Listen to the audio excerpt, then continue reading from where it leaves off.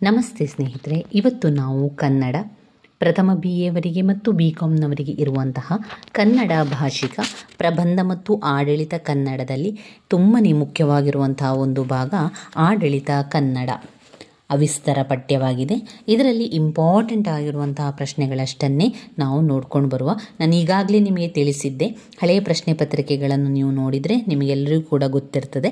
ಆಡಳಿತ ಕನ್ನಡದಿಂದ ಯಾವುದೇ ರೀತಿಯ ಸಂದರ್ಭ ಸ್ವಾರಸ್ಯಕ್ಕೆ ಬರುವುದಿಲ್ಲ, ಸಂದರ್ಭ ಸಹಿತ ವಿವರಿಸಲಿಕ್ಕೂ ಕೂಡ ಇದರಿಂದ ಕೊಡುವುದಿಲ್ಲ. ಹಾಗೆ ಕಠಿಣ ಪದಗಳ ಅರ್ಥ ಕೂಡ ಇದರಲ್ಲಿ ಕೊಡುವುದಿಲ್ಲ. ಇದರಲ್ಲಿ ಕೇವಲ ಪ್ರಶ್ನೋತ್ತರಗಳನ್ನು ಕೊಡುವಂಥದ್ದು, ಉತ್ತರಗಳನ್ನು ಬರೀಲಿಕ್ಕೆ ಮಾತ್ರ ಇರುವಂಥದ್ದಾಗಿರ್ತದೆ. ಆದ್ದರಿಂದ ತುಂಬಾ ಇಂಪಾರ್ಟೆಂಟ್ ಆಗಿರುವಂತಹ ಪದೇ ಪದೇ ಕೊಟ್ಟಿರುವಂತಹ ಪ್ರಶ್ನೆಗಳನ್ನಷ್ಟೇ ಓದ್ಕೊಂಡು ಹೋದರೆ ಖಂಡಿತವಾಗಿಯೂ ಕೂಡ ಸಾಕಾಗ್ತದೆ ಸ್ನೇಹಿತರೆ. ಈಗಾಗಲೇ ನಾನು ಘಟಕ 13ರಲ್ಲಿ ನೋಡಿದರೆ 2 ತುಂಬಾ ಇಂಪಾರ್ಟೆಂಟ್ ಆಗಿರುವಂತಹ ಪಾಯಿಂಟ್ಸ್ಗಳನ್ನು ನಿಮಗೆ ವಿವರಿಸಿದ್ದೆ. ಅದು ತುಂಬಾ ಇಂಪಾರ್ಟೆಂಟ್ ಆಗಿರುವಂತಹ 2 ಪ್ರಶ್ನೆಗಳು ಅಂದರೆ, ಒಂದು ಆಡಳಿತ ಭಾಷೆಯಾಗಿ ಕನ್ನಡ ಬೆಳೆದು ಬಂದ ನೋಡಿ, ಇದೊಂದು ಆಡಳಿತ ಭಾಷೆಯಾಗಿ ಕನ್ನಡ ಬೆಳೆದು ಬಂದ ದಾರಿ ತುಂಬಾ ಇಂಪಾರ್ಟೆಂಟ್. ಮತ್ತೊಂದು ಆಡಳಿತ ಭಾಷೆಯ ಸ್ವರೂಪ ಲಕ್ಷಣಗಳನ್ನು ತಿಳಿಸಿ 10 ಅಂಕಕ್ಕೆ ಬಂದಿರುವಂಥದ್ದು. ಈ 2 ಕೂಡ ನಾನು ನಿಮಗೆ ತಿಳಿಸಿದ್ದೆ. ಇದಾದ ನಂತರ ಬರುವಂತಹ ತುಂಬಾ ಇಂಪಾರ್ಟೆಂಟ್ ಆಗಿರುವಂತಹ ಪ್ರಶ್ನೆ, ಔಪಚಾರಿಕ ಪತ್ರ ಎಂದರೇನು ಅಥವಾ ಸರಕಾರಿ ಪತ್ರ ಅಂದರೇನು ಎಂಬುವಂಥದ್ದನ್ನು ಬರುವಂಥದ್ದು ತುಂಬಾ ಇಂಪಾರ್ಟೆಂಟ್. ಹಾಗೆ ಸುತ್ತೋಲೆ ಎನ್ನುವಂಥದ್ದು 5 ಅಂಕಕ್ಕೆ ಬಂದಿರುವಂತಹ ಪ್ರಶ್ನೆ. ಹಲವು ಪ್ರಶ್ನೆ ಪತ್ರಿಕೆಗಳಲ್ಲಿ ನೀವು ನೋಡಿದರೆ ಸುತ್ತೋಲೆಯನ್ನು ಕೂಡ ಕೇಳಿದ್ದಾರೆ 5 ಅಂಕಕ್ಕೆ. ನೋಡಿ, ಔಪಚಾರಿಕ ಪತ್ರ ಅಥವಾ ಸರಕಾರಿ ಪತ್ರ ಎಂದರೇನು 10 ಅಂಕಕ್ಕೆ ಬಂದಿರುವಂತಹ ಪ್ರಶ್ನೆ. ಏನಿದು ಔಪಚಾರಿಕ ಪತ್ರ ಅಥವಾ ಸರಕಾರಿ ಪತ್ರ ಅಂದರೆ, ಫಸ್ಟ್ ನಾವು ಬರಿಬೇಕಾದ್ರೆ ಸ್ವಲ್ಪ ಪೀಠಿಕೆಯನ್ನು ಬರೀರಿ ಸ್ನೇಹಿತರೆ. ಏನು ನಾವೀಗ ಬರೆಯುವಂಥದ್ದು ಪತ್ರದ ಬಗ್ಗೆ, ಆದ್ದರಿಂದ ಪತ್ರದ ಬಗ್ಗೆ ಸ್ವಲ್ಪ ಪೀಠಿಕೆಯನ್ನು ಬರೀರಿ. ಯಾವ ರೀತಿ ಬರಿಬಹುದು ಅಂದರೆ, ಒಂದು ಸರಕಾರ ಆಡಳಿತವನ್ನು ನಡೆಸ್ತಾ ಇದೆ ಅಂತಾದಮೇಲೆ ಅದಕ್ಕೆ ಬೇರೆ ಬೇರೆ ರೀತಿಯ ವ್ಯವಹಾರಗಳೆಲ್ಲ ಇರ್ತದೆ. ಅದರಲ್ಲಿ ಪತ್ರ ವ್ಯವಹಾರವು ಕೂಡ ಒಂದು. ಈ ಪತ್ರ ವ್ಯವಹಾರಗಳನ್ನು ಸರಕಾರವು ಮಾಡುವಾಗ ಅದರದೇ ಆದ ಕೆಲವೊಂದು ರೀತಿ ನೀತಿ ನಿಯಮಗಳನ್ನು ಪಾಲಿಸಬೇಕಾಗ್ತದೆ. ಈ ಪತ್ರ ವ್ಯವಹಾರವನ್ನು ಮಾಡಬೇಕಾದ್ರೆ ಸರಕಾರವು ತನ್ನ ಆಡಳಿತದಲ್ಲಿ ಪತ್ರ ವ್ಯವಹಾರವನ್ನು ಮಾಡಬೇಕಾದ್ರೆ ಅದು ನೇರವಾಗಿ ಪತ್ರಗಳನ್ನು ಬರೆಯುವಂಥದ್ದಲ್ಲ. ಅದಕ್ಕೆ ಅದರದೇ ಆದ ರೀತಿಗಳಿದೆ, ನಿಯಮಗಳಿದೆ, ಅದನ್ನು ಅದು ಪಾಲಿಸಬೇಕು. ಅದಕ್ಕೆ ಸರಿಯಾದ ವಿಳಾಸವಾಗಿರ್ಬೋದು, ಅದಕ್ಕೆ ರುಜುಗಳಿರ್ಬೋದು, ಅದನ್ನೆಲ್ಲ ಸರಿಯಾಗಿ ಕೊಟ್ಟಾಗ ಮಾತ್ರ ಆ ಸರಕಾರಿ ಪತ್ರಕ್ಕೆ ಅದು ಒಂದು ಸರಕಾರಿ ಪತ್ರವು ಸರಿಯಾಗಿ ವ್ಯವಹಾರವನ್ನು ಮಾಡಲಿಕ್ಕೆ ಸಾಧ್ಯವಾಗುವಂಥದ್ದು. ಆದ್ದರಿಂದ ಈ ಸರಕಾರಿ ಪತ್ರಗಳನ್ನು ಬರೀಬೇಕಾದ್ರೆ ಕೆಲವೊಂದು ನೀತಿ ನಿಯಮಗಳನ್ನು ಪಾಲಿಸಬೇಕಾಗ್ತದೆ. ಅವುಗಳನ್ನೆಲ್ಲವೂ ಕೂಡ ನಾವು ತಿಳ್ಕೊಂಡು ಹೋಗಬೇಕಾಗ್ತದೆ. ಅದರ ಬಗ್ಗೆ ಇನ್ನೂ ಕೆಲವು ಯೋಚನೆಗಳು ನೋಡಿದರೆ ಮುಖ್ಯವಾಗಿರುವಂಥದ್ದು ಸರಕಾರಿ ಪತ್ರ ಅಥವಾ ಔಪಚಾರಿಕ ಪತ್ರದ ಬಗ್ಗೆ ನಾವು ತಿಳಿಯುವ ಅಂತ ಹೇಳಿ ಒಂದು ಸ್ವಲ್ಪ ಪೀಠಿಕೆಯನ್ನು ಬರೀರಿ ಸ್ನೇಹಿತರೆ. ಇದಾದ ನಂತರ ನಾವು ಬರೆಯುವಂಥದ್ದು ಅರ್ಥ. ಸರಕಾರಿ ಪತ್ರ ಎಂದರೇನು ಅಥವಾ ಔಪಚಾರಿಕ ಪತ್ರ ಎಂದರೇನು ಅಂದರೆ, ಸರಕಾರದ ಉನ್ನತ ಅಧಿಕಾರಿಗಳು ಅಂದರೆ ಸಚಿವಾಲಯದ ಕಾರ್ಯದರ್ಶಿಗಳು, ಇಲಾಖಾ ಮುಖ್ಯಸ್ಥರು, ಕಚೇರಿ ಅಧಿಕಾರಿಗಳು, ಇವರನ್ನು ಉನ್ನತ ಅಧಿಕಾರಿಗಳು ಅಂತ ಹೇಳುವಂಥದ್ದು. ಯಾರೆಲ್ಲ? ಸರಕಾರದ ಉನ್ನತ ಅಧಿಕಾರಿಗಳು ಅಂದರೆ ಸಚಿವಾಲಯದ ಕಾರ್ಯದರ್ಶಿಗಳು, ಇಲಾಖೆಯ ಮುಖ್ಯಸ್ಥರು, ಕಚೇರಿ ಅಧಿಕಾರಿಗಳು ಮುಂತಾದವರು ತಮ್ಮ ಅಧಿಕಾರದ ವತಿಯಿಂದ, ಅಂದರೆ ತಾವು ಕೆಲಸದಲ್ಲಿರ್ತಾರಲ್ಲ ಅವರ ಒಂದು ಕೆಲಸದ ಅಧಿಕಾರದ ವತಿಯಿಂದ ತಮ್ಮ ಹುದ್ದೆಯ ಹೆಸರಿನಲ್ಲಿ ಬರೆಯುವ. ಅವರು ಯಾವ ಹುದ್ದೆಯಲ್ಲಿರ್ತಾರೆ? ಒಬ್ಬರು ಕಾರ್ಯದರ್ಶಿ ಆಗಿರ್ತಾರೆ, ಒಬ್ಬರು ಮುಖ್ಯಸ್ಥರಾಗಿರ್ತಾರೆ. ತಮ್ಮ ಹುದ್ದೆಯ ಹೆಸರಿನಲ್ಲಿ ಬರೆಯುವ ಪತ್ರಗಳನ್ನು ಸರಕಾರಿ ಪತ್ರ ಅಥವಾ ಔಪಚಾರಿಕ ಪತ್ರ ಅಂತ ಕರೀತಾರೆ. ಈಗ ಉದಾಹರಣೆಗೆ ನಾನು ಹೇಳ್ತಾ ಇರುವಂಥದ್ದು, ಈಗ ನಾನು ಒಂದು ಸರ್ಕಾರಿ ಕೆಲಸದಲ್ಲಿದ್ದೇನೆ ಅಂತ ಹೇಳಿದ ತಕ್ಷಣ ನನ್ನ ಹೆಸರಲ್ಲಿ ನಾನು ಪತ್ರ ಬರೆಯುವ ಹಾಗಿಲ್ಲ, ಅಥವಾ ನನ್ನ ಹೆಸರನ್ನು ಇಟ್ಟುಕೊಂಡು ಪತ್ರ ಬರೆಯುವಂಥದ್ದಲ್ಲ. ನಾನು ಯಾವ ಹುದ್ದೆಯಲ್ಲಿದ್ದೇನೆ ಆ ಹುದ್ದೆಯ ಹೆಸರನ್ನು ಬರೆಯೋದು ಸ್ನೇಹಿತರೆ.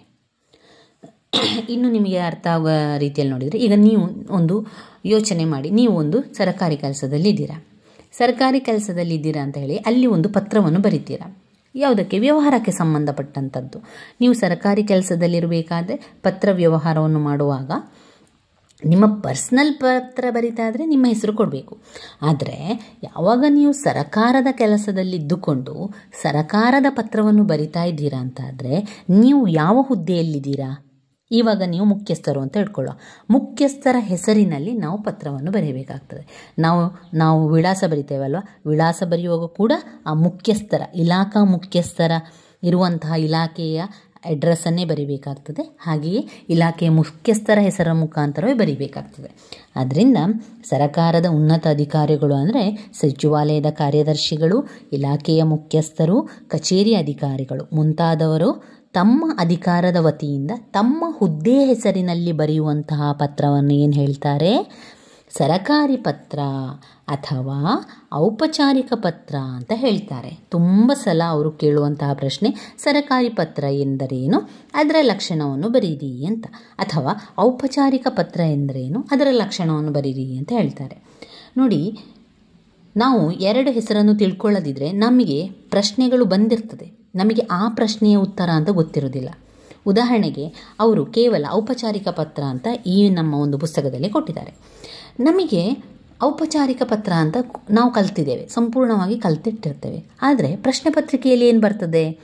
ಸರಕಾರಿ ಪತ್ರ ಎಂದರೆ ಏನು, ಅದರ ಬಗ್ಗೆ ಬರೀರಿ ಅಂತ ಕೇಳ್ತಾರೆ. ಆವಾಗ ನಾವು ಯೋಚನೆ ಮಾಡ್ತೇವೆ, ನಾನು ಕಲ್ತದ್ದು ಔಪಚಾರಿಕ ಪತ್ರ, ಆದ ಕಾರಣ ನನಗೆ ಇದರ ಉತ್ತರ ಗೊತ್ತಿಲ್ಲ, ನಾನು ಇದು ಬರೆಯುವುದಿಲ್ಲ ಅಂತ ಹೇಳಿ ಮುಂದಿನ ಪ್ರಶ್ನೆಗೆ ಹೋಗ್ತೀರಾ ಅಲ್ವಾ? ಆದ್ದರಿಂದ ನೀವು ಅದಕ್ಕೆ ಇರುವಂತಹ ಇನ್ನೊಂದು ಹೆಸರನ್ನು ಕೂಡ ನೋಡ್ಕೊಳ್ಬೇಕು. ಔಪಚಾರಿಕ ಪತ್ರಕ್ಕೆ ಇನ್ನೊಂದು ಹೆಸರೇ ಸರಕಾರಿ ಪತ್ರ. ಇಲ್ಲೇ ಇದೆ ನೋಡಿ ಕೆಳಗೆ, ಸರಕಾರಿ ಪತ್ರ ಅಥವಾ ಔಪಚಾರಿಕ ಪತ್ರ. ಔಪಚಾರಿಕ ಪತ್ರ ಎಂದರೇನು ಅಥವಾ ಸರಕಾರಿ ಪತ್ರ ಎಂದರೇನು ಎರಡೂ ಕೂಡ ಒಂದೇ. ತುಂಬ ಜನ ಆ ವಿಷಯದಲ್ಲಿ ಏನಾಗ್ತದೆ ಅಂದರೆ ನಮಗೆ ಅದು ಗೊತ್ತಿಲ್ಲ ಅಂತ ಹೇಳಿ ಬಿಟ್ಟು ಬಿಡ್ತೇವೆ. ಎಷ್ಟೋ ಪ್ರಶ್ನೆಗಳು ಅದೇ ರೀತಿ ಆಗುವಂಥದ್ದು ಸ್ನೇಹಿತರೆ. ಇಲ್ಲಿ ಅವರು ರಿಪೀಟ್ ಆಗಿ ಬಂದಿರುವಂಥ ಪ್ರಶ್ನೆಗಳನ್ನೇ ಕೊಡುವಂಥದ್ದು, ಆದರೆ ಪ್ರಶ್ನೆಗಳ ಹೆಡ್ಡಿಂಗ್ ಒಂದು ಸ್ವಲ್ಪ ಬದಲಾವಣೆಯನ್ನು ಮಾಡ್ತಾರೆ. ಅದುವೇ ನಮಗೆ ಆಗುವಂಥ ಒಂದು ಕನ್ಫ್ಯೂಷನ್ ಆಗುವಂಥದ್ದು, ಮತ್ತು ನಾವು ಅದನ್ನು ಗೊತ್ತಿಲ್ಲ ಅಂತ ಬರೆಯುವುದಿಲ್ಲ. ಎಷ್ಟೋ ಪ್ರಶ್ನೆಗೆ ಒಂದೇ ಉತ್ತರಗಳಿರ್ತದೆ, ಪ್ರಶ್ನೆಗಳು ಮಾತ್ರ ಬದಲಾವಣೆಗಳು ಮಾಡಿಕೊಡ್ತಾರೆ. ಅದನ್ನು ನಾವು ಸ್ವಲ್ಪ ಗಮನದಲ್ಲಿ ಇಡಬೇಕು. ಇನ್ನು ಸರಕಾರಿ ಪತ್ರ ಅಥವಾ ಪತ್ರವನ್ನು ಯಾವ ರೀತಿಯಾಗಿ ಬರಿಬೇಕು ಅಂತ ಹೇಳಿ ನಾವು ಸ್ವಲ್ಪ ಅದರ ಲಕ್ಷಣ ಬಗ್ಗೆ ತಿಳ್ಕೊಳ್ಳುವ. ಅಂದರೆ ರಾಜ್ಯ ಸರಕಾರದ ಹೆಸರು. ಮೊದಲು ನಾವು ಪತ್ರ ಬರೆಯುವಾಗ ಏನು ಬರಿಬೇಕು? ನಮ್ಮ ಪರ್ಸ್ನಲ್ ಪತ್ರ ಅಲ್ಲ, ಇದು ಸರಕಾರ ಪತ್ರ. ರಾಜ್ಯ ಸರಕಾರದ ಹೆಸರು ಬರೀಬೇಕು. ಪತ್ರ ಬರೆಯುತ್ತಿರುವ ಇಲಾಖೆ, ಯಾವ ಒಂದು ಕಚೇರಿ ಹೆಸರು, ನಾವು ಯಾವ ಕಚೇರಿಯಿಂದ ನಾವು ಬರಿತೇವೆ ಅದರ ಹೆಸರನ್ನು ಸ್ಪಷ್ಟವಾಗಿ ಲಕೋಟೆಯಲ್ಲಿ, ಅಂದರೆ ಒಂದು ಮುದ್ರಿತ ಒಂದು ಅದರ ಹೊರಗಿನ ಒಂದು ಇದಿದೆಯಲ್ಲ ಕವರ್ನಲ್ಲಿ ಬರೀಬೇಕಾಗ್ತದೆ. ಇಲ್ಲದಿದ್ದರೆ ಪತ್ರದ ತಲೆಬರಹವನ್ನು ಸ್ಪಷ್ಟವಾಗಿ ಬರೀಬೇಕು. ತಲೆಬರ ಅಂದ್ರೇನು? ಹೆಡ್ಡಿಂಗ್ ಅಂತ ಹೇಳ್ತೇವಲ್ಲ ನಾವು, ಅದನ್ನು ಸರಿಯಾಗಿ ಬರೀಬೇಕು. ಅದು 1ನೇ ಪಾಯಿಂಟ್. 2ನೇ ಪಾಯಿಂಟ್ ನೋಡಿದರೆ ಪತ್ರದ ಸಂಖ್ಯೆ ಮತ್ತು ದಿನಾಂಕ. ಸಂಖ್ಯೆ ಕೂಡ ಬೇಕು, ಎಷ್ಟನೇ ಪತ್ರ ಬರಿತಾ ಇರುವಂಥದ್ದು. ಆಮೇಲೆ ದಿನಾಂಕ, ಅದರ ದಿನಾಂಕ ಎಷ್ಟು ಅದನ್ನು ಕೂಡ ನಾವು ಬರೀಬೇಕು. 3ನೇದು ಪತ್ರ ಕಳಿಸುವ ಅಧಿಕಾರಿಯ ಪದನಾಮ, ಅಂದರೆ ಹೆಸರು. ಅಧಿಕಾರಿ ಯಾವ ಒಂದು ವಿಷಯಕ್ಕೆ ನಾವು ಪತ್ರವನ್ನು ಬರೆದು ಕಳಿಸ್ತೇವೆ ಆ ಅಧಿಕಾರಿಯ ಪದನಾಮ ಇರಬೇಕು. ಪತ್ರವನ್ನು ಯಾರಿಗೆ ಬರೆಯಲಾಗುವುದು ಅವರ ಹೆಸರು ಅಥವಾ ಪದನಾಮ ಅಥವಾ ವಿಳಾಸ ಇರಬೇಕು. ನೆಕ್ಸ್ಟ್, ವಿಳಾಸದಾರರನ್ನು ಸಂಬೋಧಿಸುವ ಗೌರವ ಸೂಚಕ ಪದ ಇರಬೇಕು. ನಾವೊಂದು ಗೌರವ ಸೂಚಕದಿಂದ ಕರಿತೇವಲ್ವ, ಮಾನ್ಯರೇ, ಆ ರೀತಿಯ ಒಂದು ಗೌರವ ಸೂಚಕ ಪದ ಇರಬೇಕು. ವಿಷಯದ ಸಂಕ್ಷಿಪ್ತ ಸೂಚಿ ಮತ್ತು ಉಲ್ಲೇಖ ಇರಬೇಕು. ಆಮೇಲೆ ವಿಷಯ ಇರಬೇಕು ಏನು ಅಂತ. ಅದಾದ ನಂತರ ಪತ್ರದ ಒಡಲು ಅಥವಾ ಒಕ್ಕಣೆ, ಪತ್ರದ ಯಾಕೆ ಬರಿತಾ ಇದ್ದೇವೆ ಎಂಬುವ ಒಂದು ಅದರ ವಿವರಣೆಯನ್ನು ಕೊಡಬೇಕು. ಅದಾದಮೇಲೆ ಪತ್ರದ ಮುಕ್ತಾಯದಲ್ಲಿ ಅಡಿಬರಹ ಇರಬೇಕು.